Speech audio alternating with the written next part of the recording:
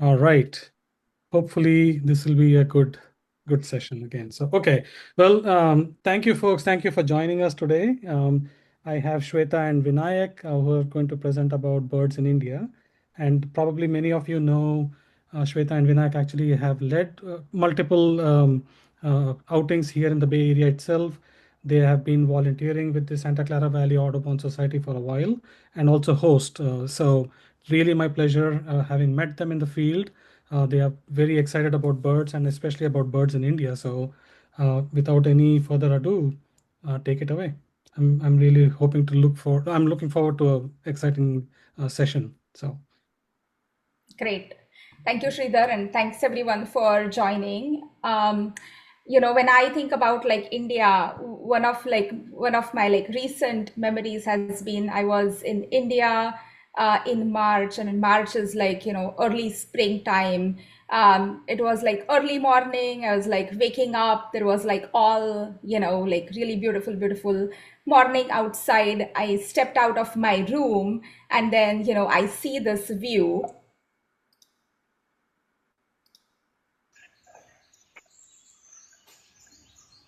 So this is really like, a beautiful morning in India. Sun is coming out. There is like a lot of chatter of like different birds. You hear like coppersmith barbets and thrushes in the background. In fact, India has over 1350 species.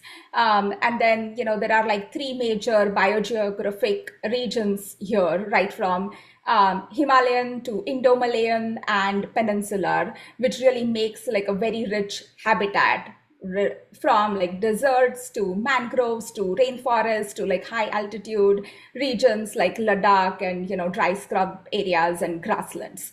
But before we actually get into all of that, a quick intro and bio about us. Hi, I'm Shweta Shidhore. I've been interested in birds since a very long time as a kid. And in fact, there are like coppersmith barbets and Indian golden oriole, which you see top right on the slide. Those were a couple of like my spark birds, meaning, I used to see these birds, especially the golden oriole. There used to be that one yellow bird, and I used to see it only in summers. And that was like a mythical bird to me. And that actually, led me to getting, in fact, my first bird book back in like 1995, which started, I would say, not necessarily like birding, but really observing birds more closely. And in the last several years, I've seen like quite number of birds. And then as Sridhar mentioned, Vinayak and I, we both co-lead for Santa Clara Valley Bird Alliance. So it's really great to kind of like go out and get that same feeling that I was getting in India, like waking up to birds. Do you want to talk about your bio? Yeah, certainly. Hi everyone, I am Vinayak, and thank you Sridhar again for the opportunity for us to present birds of India to this group of Bay Area bird photographers. We really like the community that has been growing here of bird photographers, and love to hear all the presentations that go on. For me, my interest sparked slightly later, some around 10 years ago or so in 2016, when we made a trip to a wildlife reserve in India. But my spark bird here has been the red-tailed hawk, a common raptor that we see here on utility poles and along freeways. My wildlife travel has taken me to some tropical countries here, Brazil and Costa Rica, as well as some countries in Asia, as well as in Africa. And as Sridhar mentioned, I and Shweta like to lead field trips for Santa Clara Valley Bird Alliance, focused on like beginner birding as well as other aspects of birding. When we go birding, there are certain things that we keep in mind. Birds and birds' well-being always comes first, so we go with that thing in mind. Nature always has something new to teach us every day, so we keep a curious mindset, whether it be about birds, animals, or their habitat.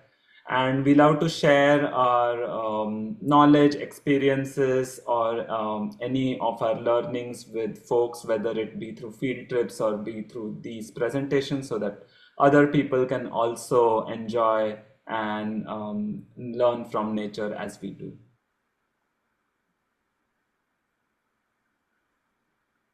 All right, so today we are going to talk about few different habitats. So we'll start from urban India, and mostly we are going to talk about like Mumbai. From there, we are going to travel a little bit further south in Western Ghats, and this is like a really big region in general. From there, we are going to go up north, cover Eastern Himalayas and Western Himalayas, and you'll see there are some species that are common, some that are still different.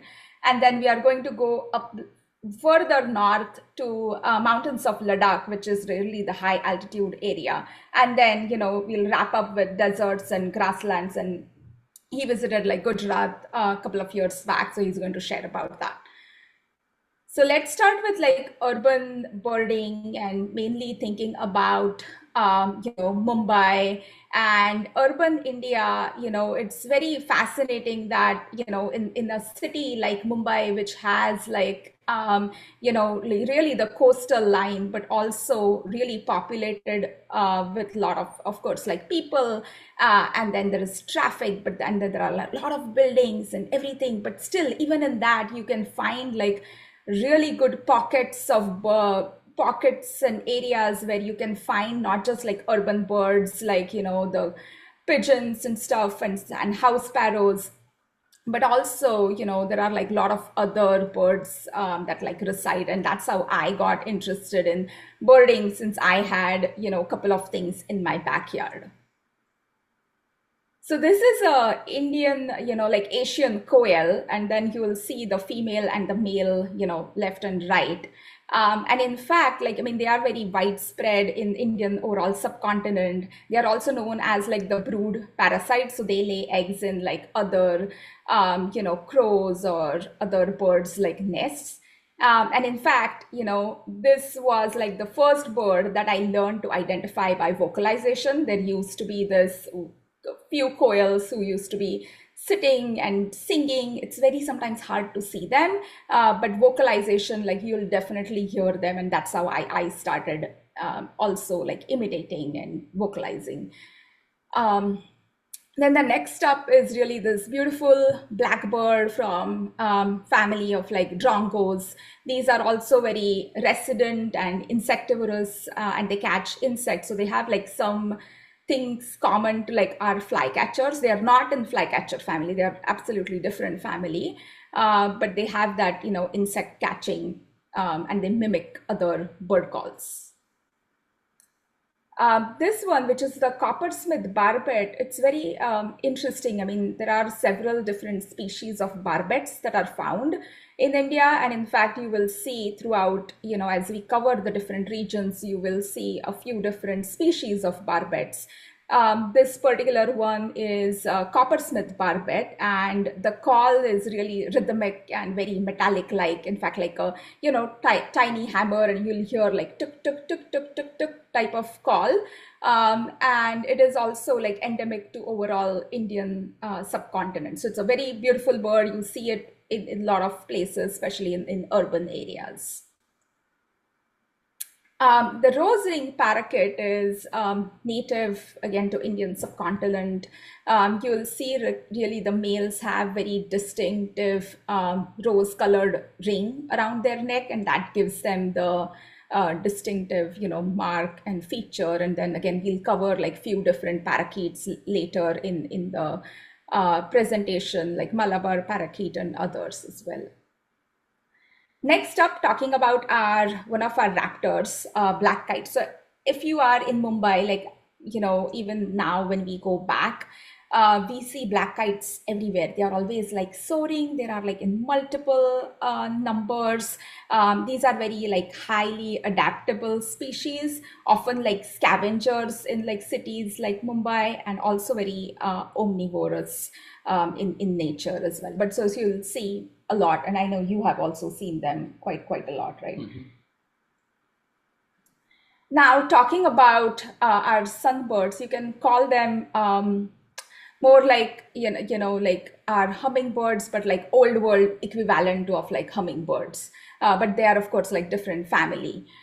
They primarily feed on nectar, and then you might see like purple rumped sunbirds more common in urban places, but you can also see them in like gardens along like forest edges, but they are like very resident. In fact, we used to, I think this picture is taken from my balcony, like patio. We have like few plants in my parents' home, and in fact, this picture is taken there. So they could actually, be as common as your home. The weaver bird nest, as sometimes you're like walking through, and this one was the weaver bird nest, and that was like hanging out. I don't think I have a picture of weaver bird necessarily, but what this really shows is also how birds and nature, how they sort of interact with the environment, even if it is a urban environment. And some of the things I try to do in photography is I want to capture the context. So there are some pictures when I'm like just taking the portraits of birds, but there are a lot of pictures when I'm trying to capture the environment to kind of get a feel of it.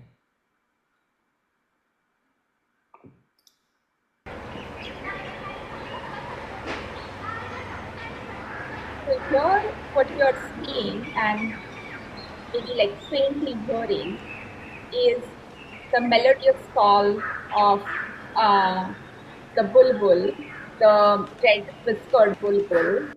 And a fun fact, I mean, not a fun fact, but basically they have like really bright cheeks because of which they get the name.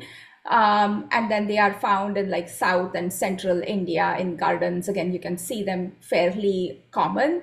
But since they are like so beautiful, they had been kept in the past as like cage birds. Hopefully now that's not the case anymore. And then this one is the red-vented bulbul. You can call it like cousin of the red-whiskered bulbul. And they often, nest in human man-made structures in like urban areas. Again, I've been seeing these pretty easily in Mumbai and cities around Mumbai. They love to eat like fruits, but they also are like, I think, omnivorous. This one is, the purple sunbird. So we saw the purple rump sunbird. This is the purple sunbird. And really, again, these are less common than the purple rumped. The males really have that bright, brilliant, like purple display during like breeding season, and the females, which are like more olive brown, which is on the right side. But again, like as you're going on like walks and stuff, especially on like outer edges of city, you might be able to kind of see them pretty closely. And some of these birds were like, fairly close as I was trying to take the pictures. The Indian grey hornbill. Now, India has several different species of hornbills as well. And as we talk about like other regions, you will see like different types of hornbills. This one is again native to Indian subcontinent, mostly seen in like southern as well as like central India. They love like dry forests, but then you can see them in like outskirts of cities, or even sometimes in cities where there are like enough trees and stuff. One fun fact is Indian grey hornbills are smallest of all Indian hornbills. And hornbills in general are, cavity nesters and important species to kind of disperse seeds in tropical forests. This one, which looks like our white-tailed kite, but is actually black-winged kite. This one, again, you will see them outskirts of Mumbai, or in some places in Mumbai where there are like open fields. They are pretty widespread, and then they can of course hover mid-air like our white-winged kite, or white-tailed kite, or kestrels do while hunting. So it's a really cool bird. I think I saw this just outside of Mumbai near like Pune city and stuff. So do you want to share? Yeah, so other than the birds that we saw, there are also birds that are more accustomed to water bodies that can be found. One of the common water birds that we can see are painted storks. You may sometimes see them flying across, even in urban areas. Some other birds that make like smaller wetlands as their home, common ones being Indian pond heron, which is a resident species in India, and then also little egret, which is sort of a partial migrant and resident in India, and these are common in our wetland areas.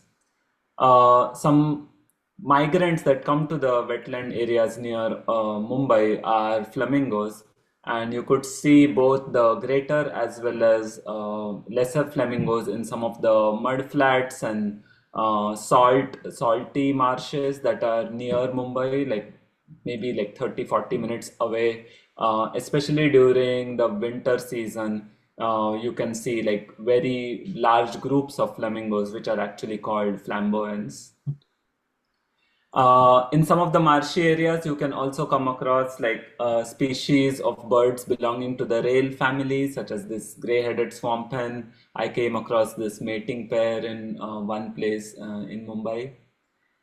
And then also among waterfowl, there are lesser whistling ducks that are found in some of the shallow water bodies, known so for the whistling type of sound that they make when they are flying or vocalizing.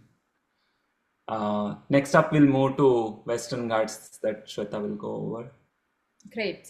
So when you think about like Western Ghats, it's like a mountain range that runs, parallel to the India's western coast, basically, right from Gujarat, to like southern tip around like Kerala. And it's a really important and global biodiversity hotspot in the world, which is, you can see over like 500 species just in that belt. And out of that, there are about like 30-ish or so that are like endemic just to that region itself.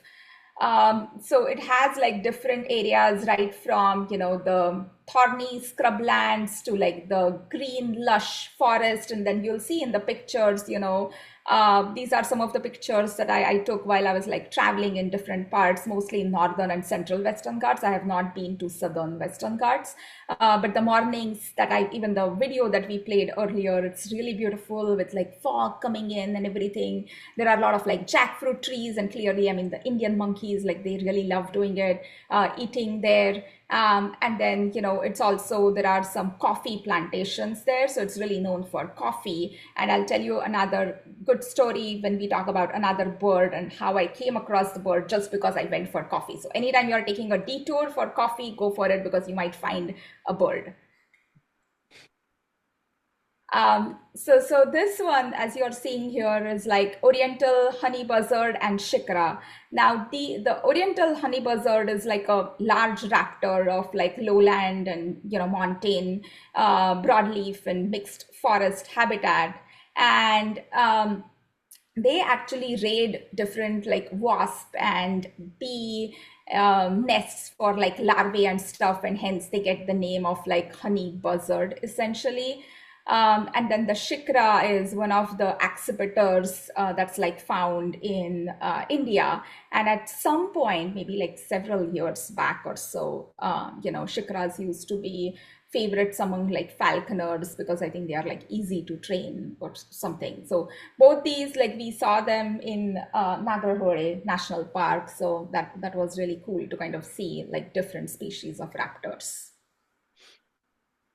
Indian yellow tit is, again, there are different types of yellow tit. This one was at just outskirts of like one of the cities, and they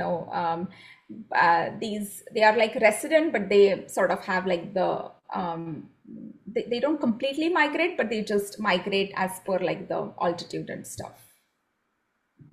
The Oriental magpie robin, I mean, you'll definitely see them in Western Ghats, but you can also see them actually in urban parts and even Mumbai. So you'll see there are some birds that sort of like overlap.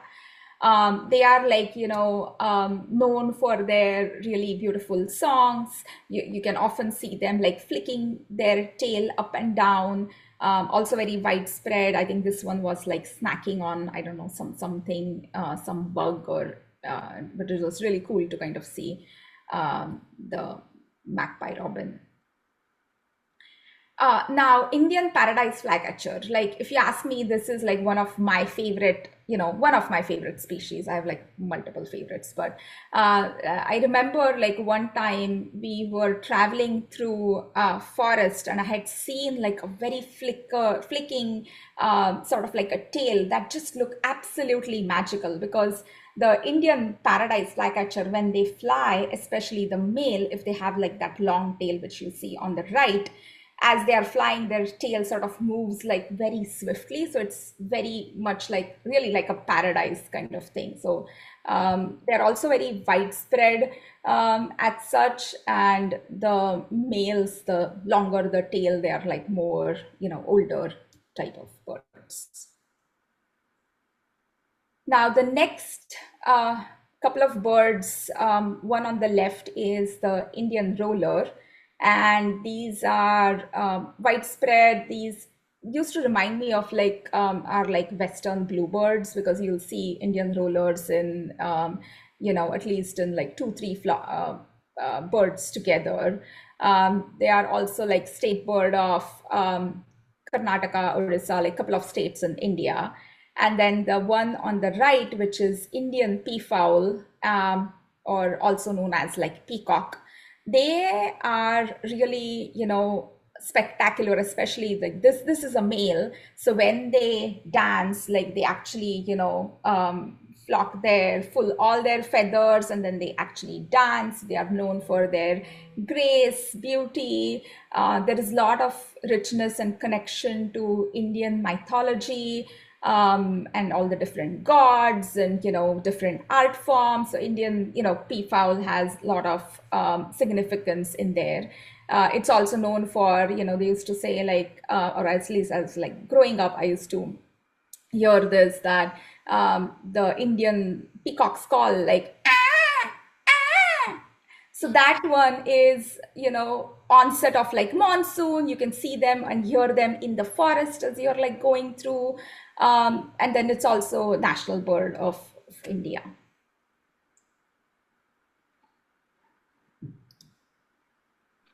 Okay, this one doesn't have a sound, so it's fine. So this is a golden fronted leaf bird, and it inhabits like lowlands and foothills of forested areas. Really hard to find. They're always in like canopy, so even like getting this video and couple of shots sometimes is like difficult, because they are like so well camouflaged, and then always like hopping from one thing to the other. And then, I used to, before knowing this bird, I used to call, how there are like cloud birds and leaf birds. I used to call birds like leaf birds. And then when I went to India and when I saw this, I'm like, oh, there is actually something called leaf bird. So it was actually pretty cool to kind of see it. We saw the black drongo earlier. This is, the greater racket-tailed drongo. And you will see the tail, especially, in both pictures, you can sort of see the tails that is sort of like a racket. They are also pretty widespread, but I really love photographing these birds as well, because they actually, stand out pretty well. Sometimes they are also hidden. So on the picture on the right, I had to really, overexpose to kind of get it right. Otherwise it was difficult because of their black color. Now we are moving on to more of the endemic species, the other ones that I shared from the Western Ghats. You can, see them quite often. These ones now are like endemic or near endemic, so can be really found in mostly the Western Ghats itself. So this is the flame-throated bulbul, found, in the places here. And sometimes you can see them. You can still see them pretty easily. You just need to kind of like go and look for it in the right habitat. It's sometimes harder to kind of photograph them because they are like sitting somewhere far So it was like a little bit harder to get it, but the red colored, the flame throat is really, really cool to see in person.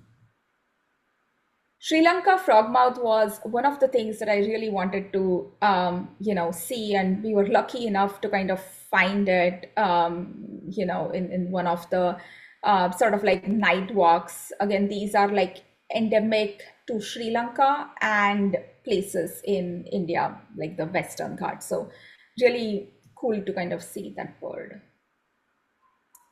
The Malabar parakeet is an endemic one. We had seen the other, rose ring parakeet earlier.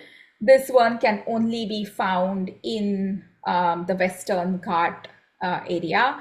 And then these ones, similar to like the other parakeets, you can see them in flocks. This one was probably hanging out by itself, but I'm sure there were like others around it, but you'll always like hear them and then see them in flocks, similar to other birds. Malabar hornbill is also endemic. So we saw the Indian grey hornbill, which is the smallest one. This is bigger than that. You'll also notice there is no casket on it, like similar to the other one. And the one picture on the right, I don't know, like I saw these two. I mean, the other, probably the one on top is like the male that came, and then they were like, locking their bills. So it might be some type of like courtship, or because it was also like springtime, so maybe like courtship ritual or something. But it was really cool to kind of see that. And again, one thing you're noticing is they are like putting the birds in the context of what type of habitat is it, where they are found. So it's always like interesting to kind of get that composition and photograph it. Some of the other birds, I mean, of course, I've seen several, but I've just highlighted a few, including these ones. I'll share, like you see, like right from the kingfisher to the parrot to some woodpecker species to the trogon. Trogon is actually the Malabar trogon, which is also endemic. So anytime you see the word Malabar in it, that means that it is endemic to the Western Ghat regions. And a quick story about the Indian pitta. Like I had told you about, like a quick detour going for coffee. We were going for coffee, and then this bird out of nowhere popped out. It's very hard otherwise to kind of see them, and this was absolutely by luck. This is like, it wasn't even a great picture or anything, but I was just able to take something quickly from the the car glass, basically. But yeah, it's a beautiful, beautiful bird. So I hope to kind of see it one day, especially now that I've been to Uganda and I saw the pitta there. I really want to see the Indian pitta back. I'm sure it does the same type of like, a dance and the movement. Of course, Western Ghat is really rich for animals. Like we have been lucky enough to go and see some of them in some of the national parks, like right from like elephants to leopards, and of course tigers and the langurs, as well as the on the top right is the black panther, or the melanistic leopard. So. All right, so now we have covered Western Ghats. Now we are going up north to Eastern Himalayas, and you'll see like the little map of India or top right. So you'll see where Eastern Ghat is, Eastern Himalayas is. And here I mainly went to a state called West Bengal, and within that I went to Rongtong, Latpanchar, Senchal. Now, I mean, I went as part of a birding group, with a really great guide. And when you think about like, Eastern Himalayas, like picture rolling hills, beautiful mountains, really cute little homes. A lot of like tea is grown in like Darjeeling. So if you like tea and stuff, Darjeeling tea is like really, really famous. So you see a lot of like, the tea estates. Of course, these mornings can be really cold. So getting, good, momos, or getting a quick chai from one of the tea stalls is always, is really good. And then there is some influence of, from the north and northeast as well. So you'll see these prayer flags as well. Now here I found really interesting species like laughing thrush. I had never seen that family before. And in fact, the two pictures that you're seeing, the one on the left is the scaly laughing thrush. And it's a bird of like montane, forest as well, found in Himalayas and northeast India. And it has like, those scales pattern that you can see. And then on the right is the chestnut-crowned laughing thrush, which is actually a mid-altitude bird. And in fact, scaly laughing thrush, although these two look pretty similar, there are still, quite few differences. Scaly laughing thrush is also like more rare, like not completely rare, but like out of the two, you'll see chestnut-crowned more often than the other one. Greater necklaced laughing thrush is, it can be easily distinguished because of its necklace or the collar that it has around its neck, and it can be seen in moving around in large groups in some of these forests. The alpine thrush is, thrushes in general have a very beautiful song, and the alpine thrush is a high altitude passerine of Himalayas. So it can be found in shrubby terrain. We saw this as we were like walking. It was interesting because there was that use me, like some trash can type of thing. It was like interesting the way it was like hopping around it. So I decided to take a picture. And then the blue-capped rock thrush is also seen in the more of the montane regions, and known for its like blue cap and orange underparts as well. And then one more thrush would be the blue whistling thrush, and these are really larger than the other, especially the other blue-capped thrush as well. And they are actually, like the blue, like the cobalt blue, and the whistling song really makes it really distinctive. One quick thing, in western part of India, you can also hear like Malabar whistling thrush. I didn't include a picture, but again, like, really another like really good bird. In general, I saw a lot of birds that were somehow blue and rufous and orange in color, especially in eastern parts of Himalayas. That was like something that I noticed. And this one was the blue-fronted redstart. Then there are a couple of other redstarts, like the white-capped redstart and then the plumbeous redstart. The white-capped one is more found on like Himalayan like riverbeds. This one we saw at like one of the rivers, and then the plumbeous redstart is also, it likes streams and stuff. So we saw it. It was like hopping around, and again, like it was still very commonly seen. And then another, following with the same theme with the blue-orange birds. This is the rufous-bellied bush robin, and then we also have the rufous-bellied niltava. And the niltavas are, really like the fly, like niltava is like in that flycatcher type of like family. You'll see the ultramarine type of like blue, and then the rufous type of like belly, and then the females are brownish in color. They are also like altitudinal migrants, so they move up and down in just different altitudes in winter.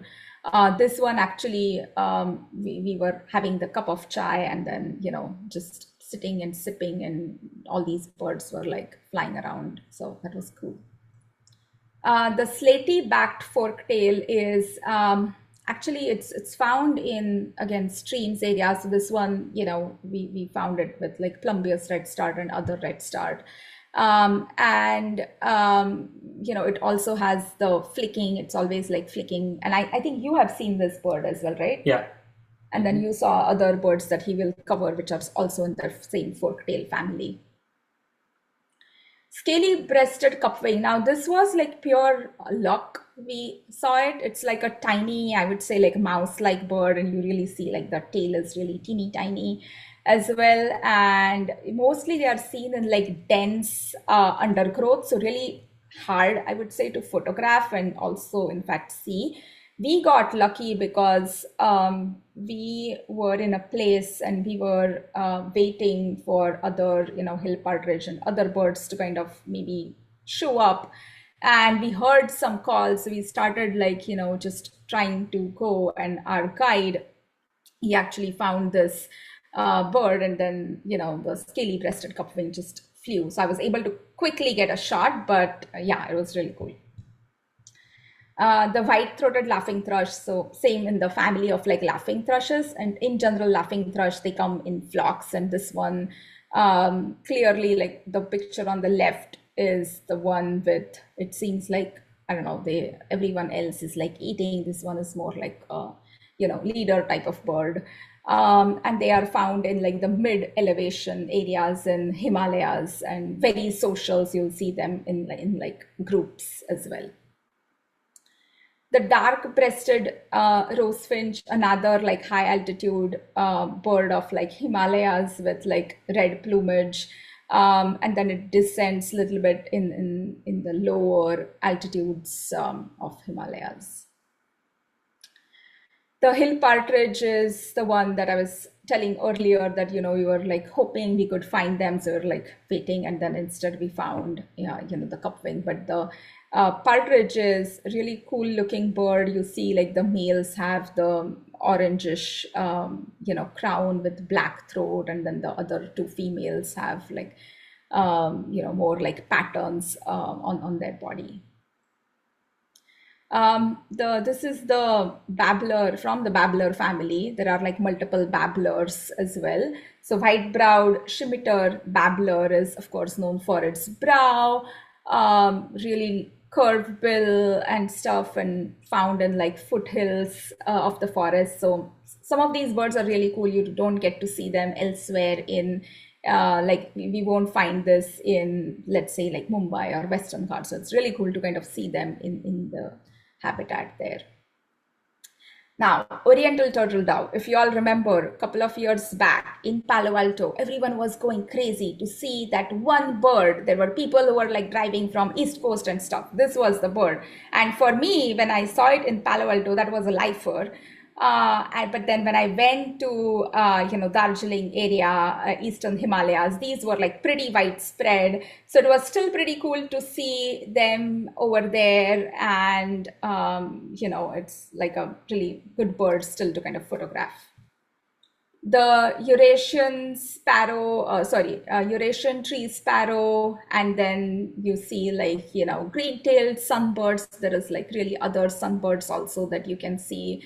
This one was really cool to photograph because they were like hopping around on like flowers and stuff. So it was really, it's like one of the dazzling Himalayan birds that everyone really likes seeing because of the metallic tail as well.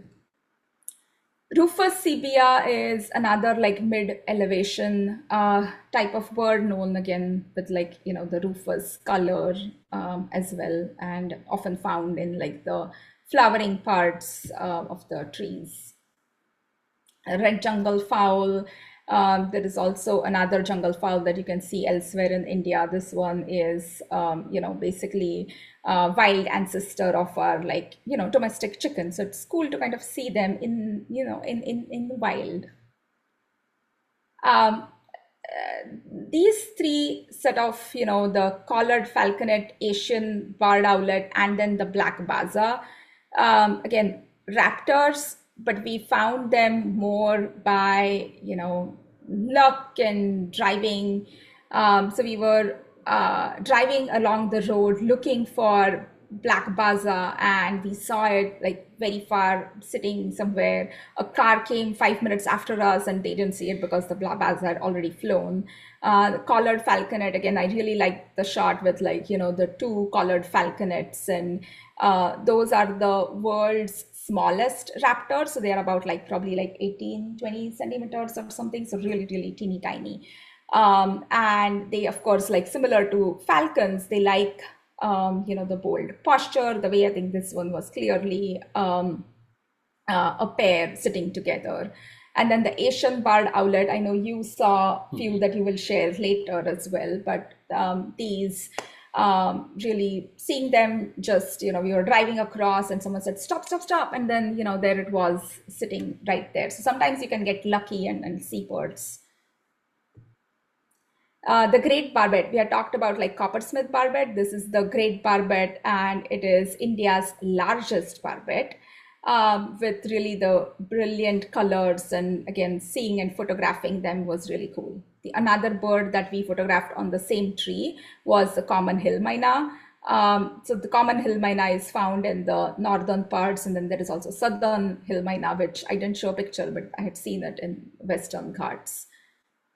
And then the sultan tit, this is a really cool looking bird. Again, like while driving, we found this sitting perched, and it's a large, I really like the crest that it has. And then this had just finished like a snack that it was enjoying. So it was cool to kind of see that.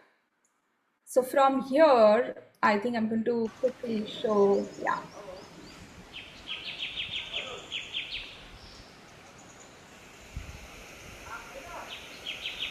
So what you are seeing here is the rufous-necked hornbill, which is India's one of the most spectacular hornbills. It's found in Northeast India. So this was definitely one of our like target birds. It's also, classified as vulnerable. It moves like in the breeding season, the males and females sort of are around each other. Hence, it's like easier to see them because they move a little bit up the altitude. But otherwise, if you go otherwise, like it may be a little bit harder to find them.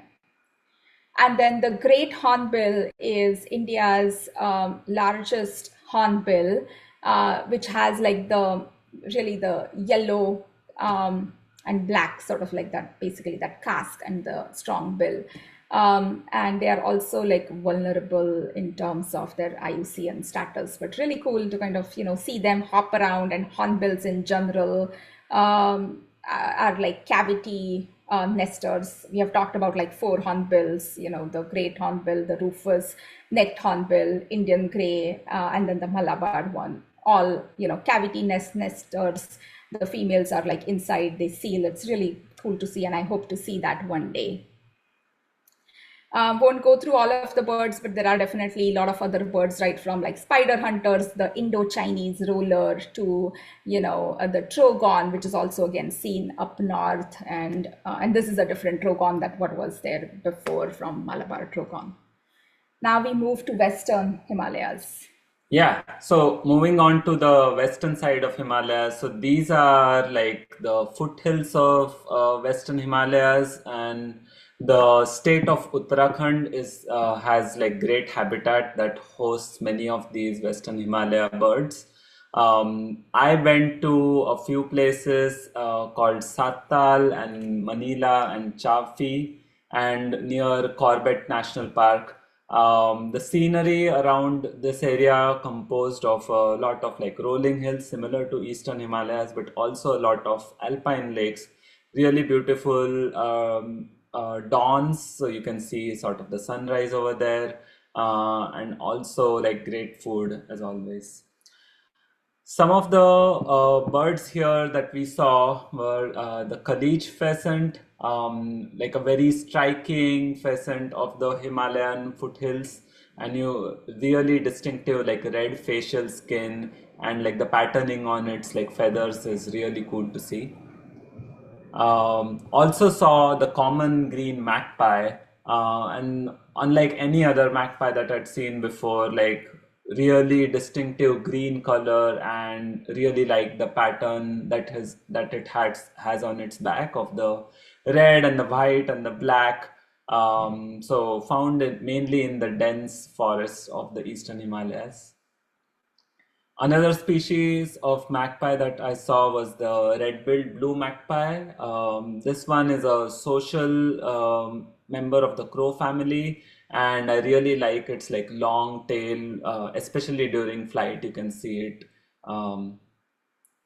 Another bird with long tails that we saw were the parakeets. So just like Shweta went through some couple of parakeets, these were the plum-headed parakeet and the slaty-headed parakeet. Because of the color of their heads, these were also in like large groups. Some woodpeckers that we saw, among them are these groups of woodpeckers called yellow-napes, known so for the yellow feathers on its neck. This one that we are seeing is a lesser yellow-nape. There is also a greater yellow-nape that I saw in the same area.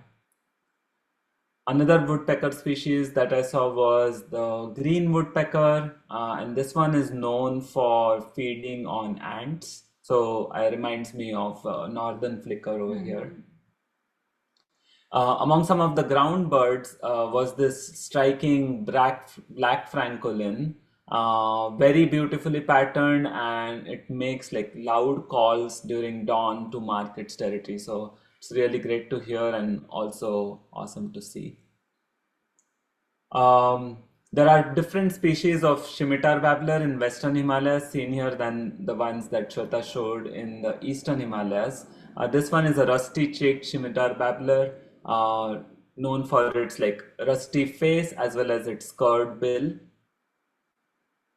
There are also several species of laughing thrushes that are found over here. This one being a striated laughing thrush, which has like this fine streaking and that crest. So in the Eastern Himalayas, we saw the white-throated laughing thrush, which are also found here, but we also saw white-crowned laughing thrush, which are again like very loud birds similar to other laughing thrushes and move around in like groups of chatty birds. These were less common than the white-throated laughing thrush in the Western Himalayas. Similar to Shweta, I also saw the chestnut cap laughing thrush, very beautifully colored and patterned and very photogenic as well. There are several species of barbets found in the Western Himalayas, and one of them was this blue-fronted barbet. This was on a fruiting tree, and it has this like repetitive kutru call, similar to other barbets, where you many a times hear their sound before you see them. There are also some more like smaller passerine birds that you can see in the Western Himalayas. I came across this gray bush chat pair. The right side one is the male with the gray color, and the left with the rufous and brown color is the female. Among the smaller birds, there was this black-throated tit, which is like a small, tiny bird with like a very lively behavior. It goes around in mixed flocks, and I was lucky for it to just hang around for a second on a branch, but otherwise it's pretty active. Some other smaller birds that we saw was the lemon-rumped warbler, which is like an old world warbler species, which utilizes the pine leaves common in that area to search for insects. And then another sort of like very unique bird was the chestnut-headed tisia, with almost like a tailless type of bird that prefers the stream areas, and this one was close to the forest floor. Some of the bulbul species that we see in Western Himalayas, this one is an endemic to the Western Himalayas called the Himalayan bulbul. And it has a cheerful song, and it usually is found in many orchards and gardens. Moving to some of the stream areas, and this was mainly near the area called Chamfi, where there are several like Himalayan like rivers and streams flowing, especially during spring. And there was this brown dipper which exhibited like similar behavior to like our American dipper. like the same type of bobbing and then same type of going under the streams to catch insects. I think there's a video of brown leopard.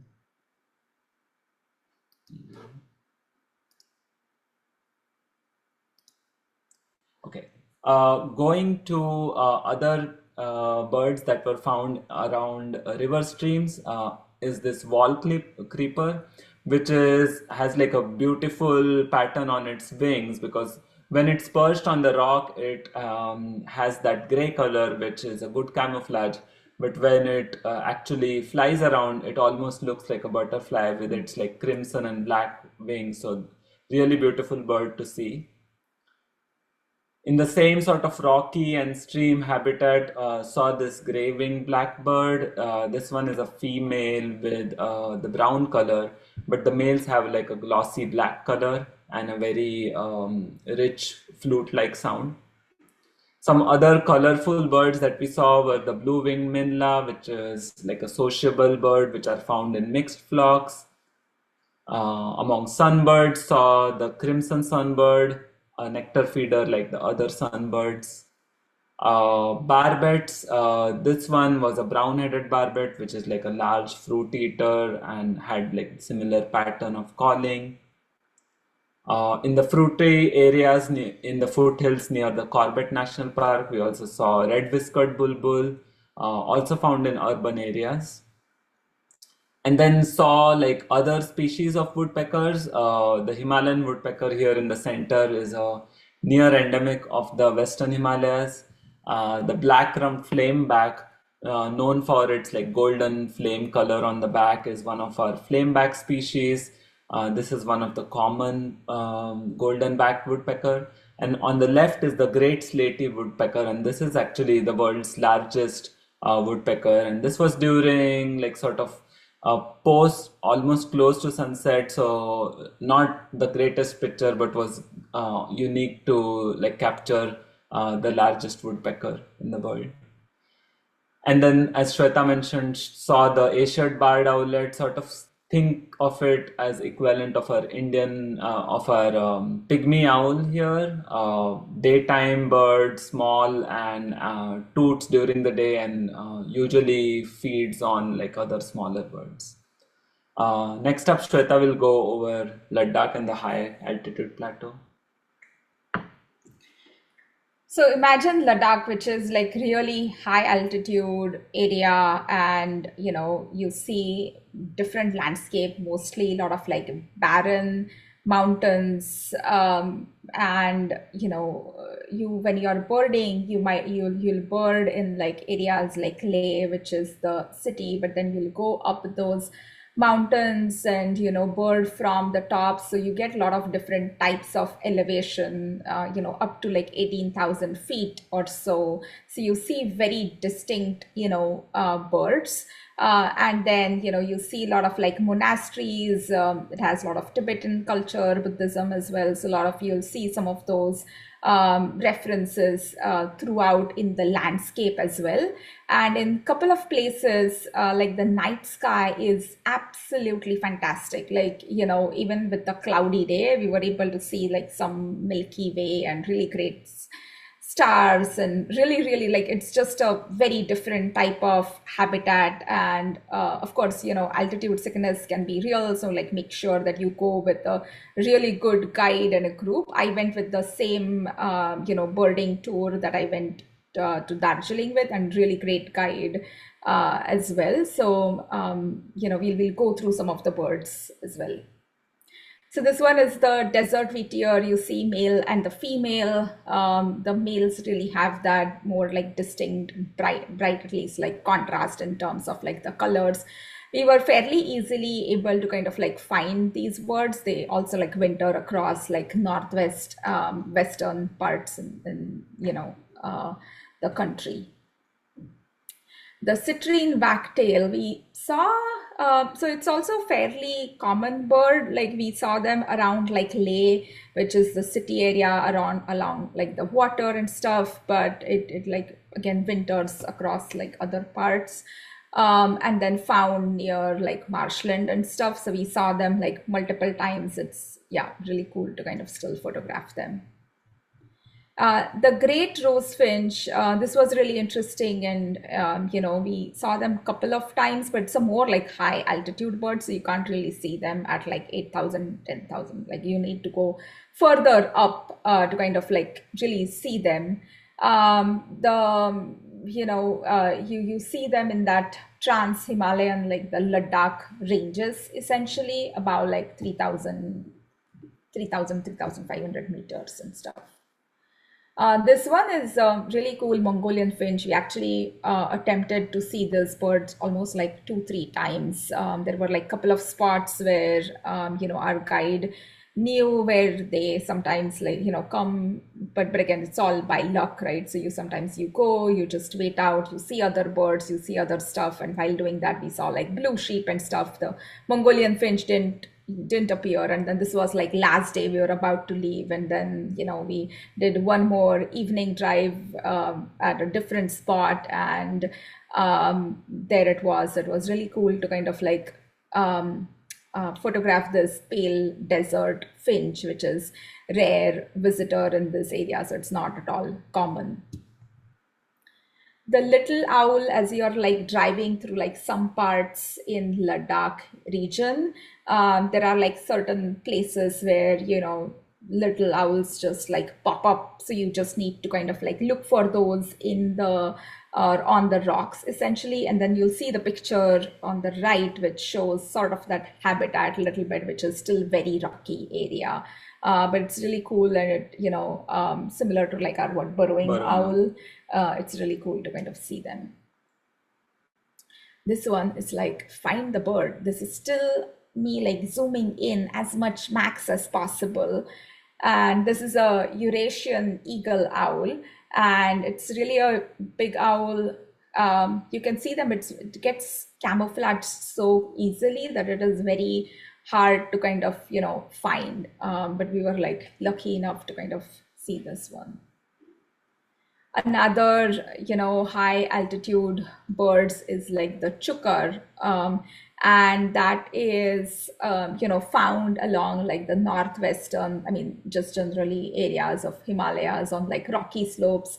Initially, we saw them a couple of times in this picture. You're seeing chukar with like horned lark and stuff, but yeah, you see them like multiple times. It's still good birds. The Tibetan partridge, the picture on the left depicts like the type of habitat that you can see them. So really like, stone structures, really the rugged mountains in the background. So really high altitude. And then there they were like Tibetan partridge hanging out with like a family of others. So we saw some chicks again. Really, really cool to see that Tibetan plateau birds. The sand grouse is, again, the picture on the right shows more of the habitat scene. And we were like waiting and seeing in case if they show up. And then, a few, like a 3, 4 just flew from somewhere.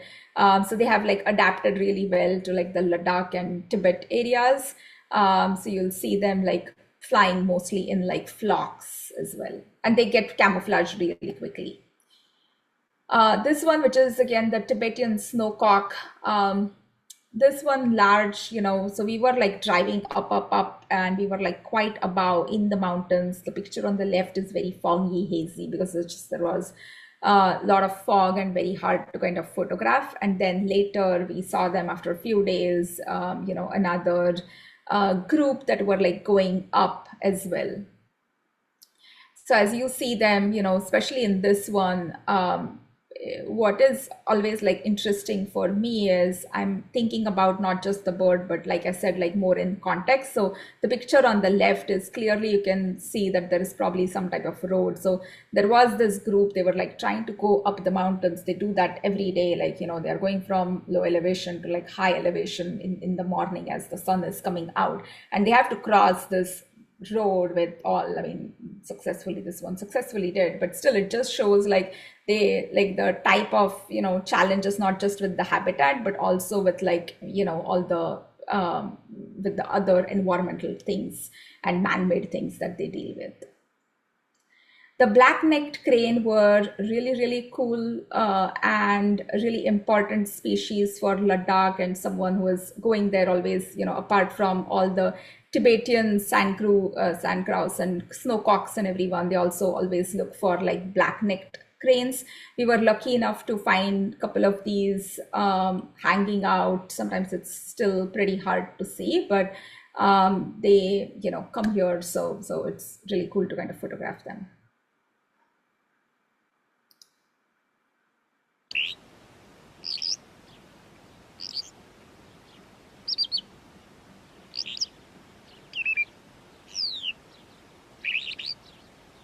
One is a Tibetan lark, and it was like mimicking and just trying to kind of like guard the territories. It was really cool to kind of see that.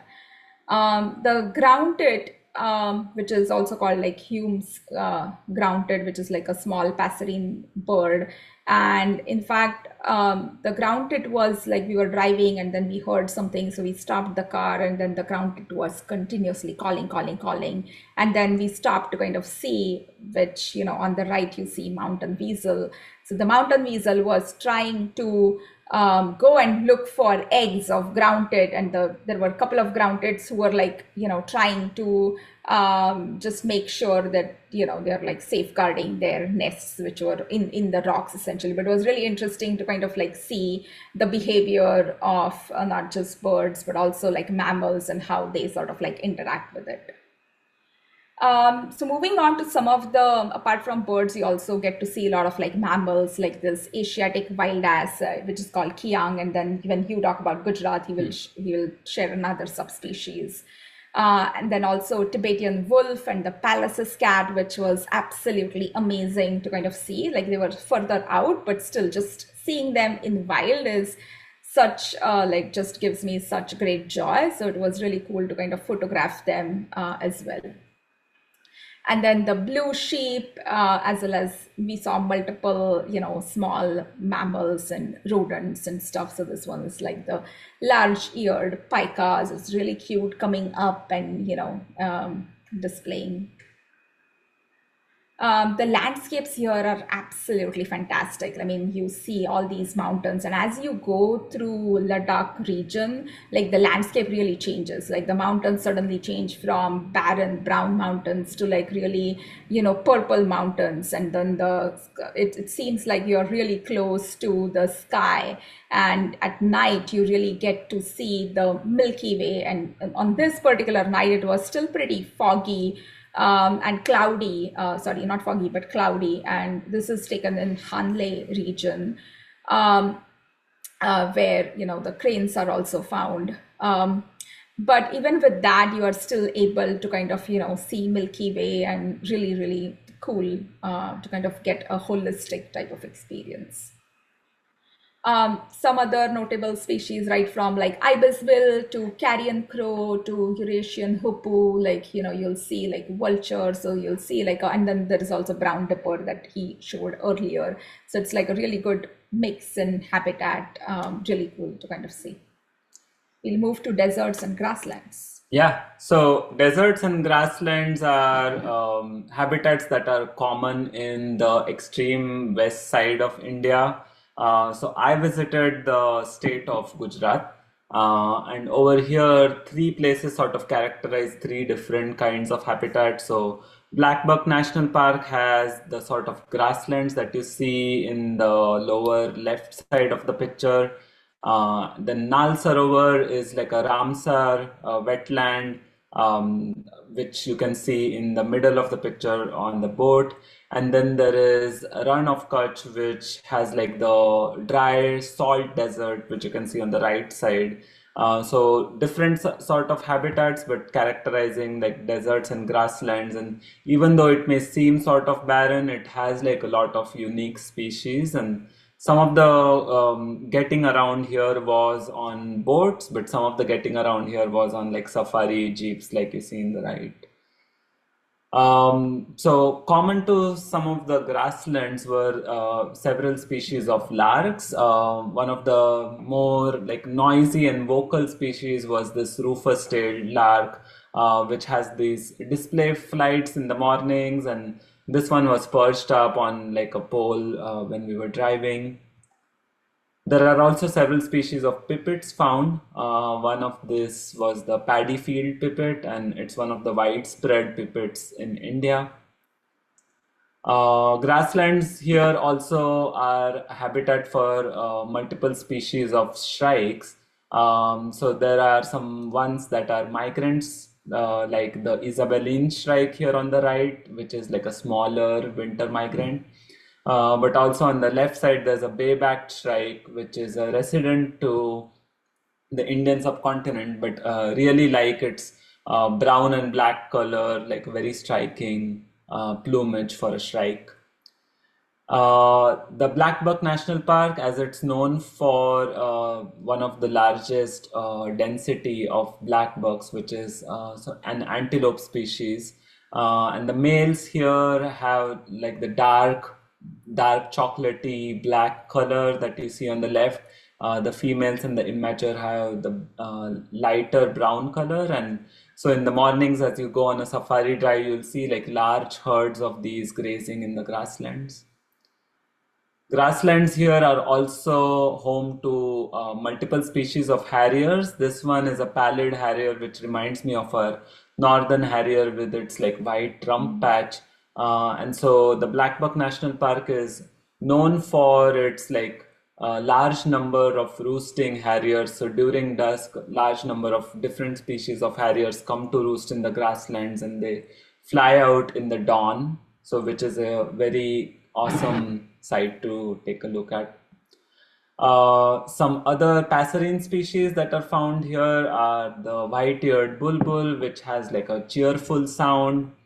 Also this pied bush chat, which prefers grasslands but also areas near the waters. Reminds me of our black phoebe, is a flycatcher similar to that. This grassland habitat is also home to several like winter migrants, as I stated earlier. This one is a Siberian stone chat, which is a migrant from Central Asia and Siberia, and exhibits the tail flicking sort of behavior. There are also some areas with like water habitats, and these are homes to multiple species of kingfisher. I saw the white-throated kingfisher, which is the most widespread among the kingfishers in India, but also the common kingfisher, which has this like blue and orange appearance, much smaller in size as compared to the white-throated, as well as the pied kingfisher, which has this nice pied black and white color.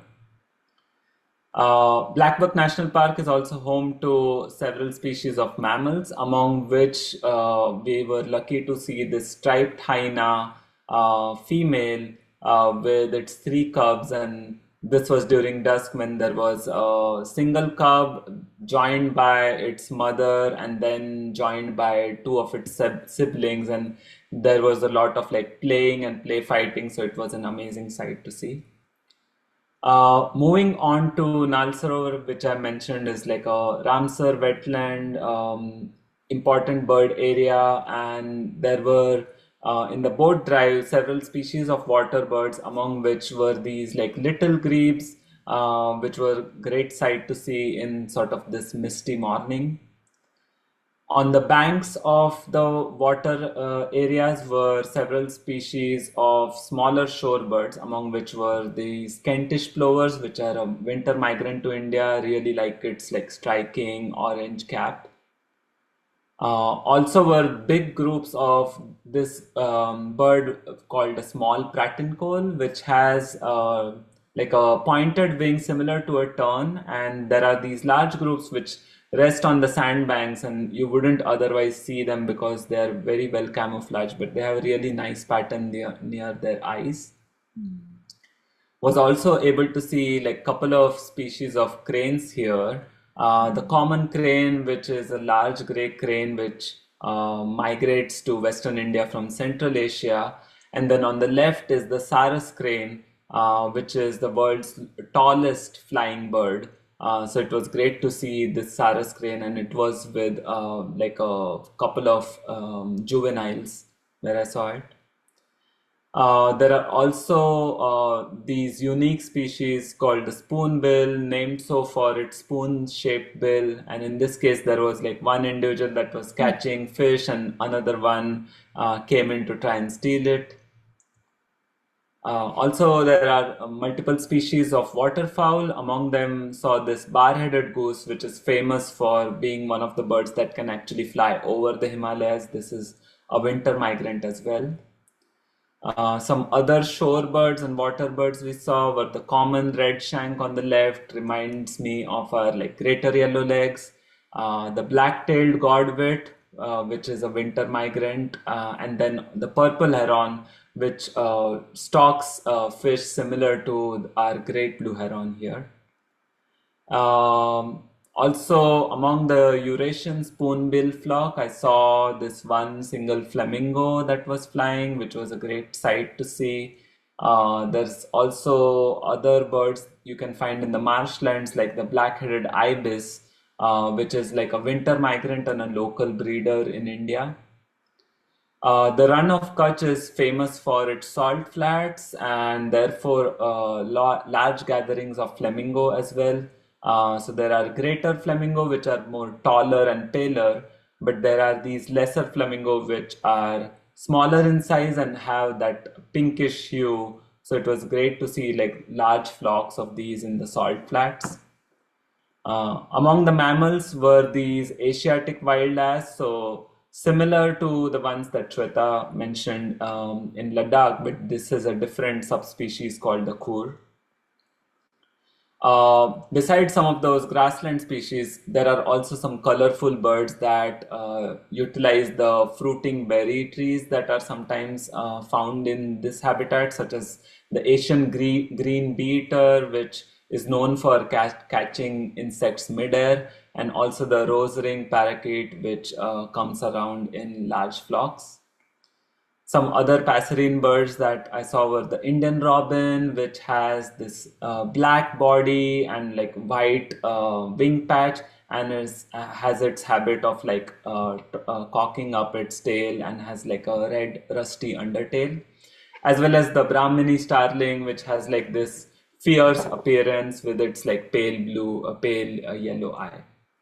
Also among the raptors, there is the Eurasian kestrel, which is similar to our American kestrel, a small hovering falcon, and also saw the imperial eagle, which like is a large dark brown eagle, which is a winter migrant to Western India. Among the common birds that I saw were the gray francolin, which is known for its loud call, and I think there's a video which has its call here.